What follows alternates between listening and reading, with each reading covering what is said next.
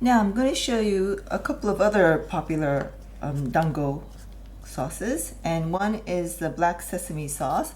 If you can get black sesame like this one is available in Japan. I'm not sure if they're available overseas, but if you can get any sesame sauce or like sesame paste, this is 100% sesame seed. You need 1 tablespoon of black sesame paste, 1 tablespoon of sugar, okay, and half a tablespoon of water, a bit more, and a 1/4 teaspoon of soy sauce. It's not going to come up. Oops. Okay, 1/4 teaspoon of soy sauce, and just mix together until it's smooth. And this is a black sesame. Okay, and the other one,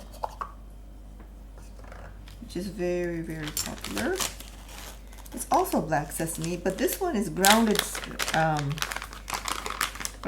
black sesame, and you can grind your own, but I won't measure it. It's very easy. It's just 1 part ground sesame to 1 part sugar. So you just put about the same amount of sugar in and mix it up. And this would be like this, and you can sprinkle this on top of this dango. Okay. If you like more sesame, you can add more sesame. It's up to you.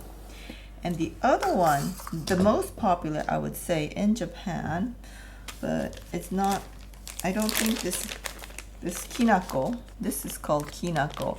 And what it is, roasted soybean powder. It's not sweet at all. It's just soybeans that's roasted, and then it's made it into a flour. So it's the same. You add, this is Kinako, okay, and add sugar, the same amount, about the same amount. Okay, and I'll just use this to mix. And we just sprinkle this on top of the dango or mochi. Anything that it has to do with mochi. Okay, so this is the 3 most popular dango toppings.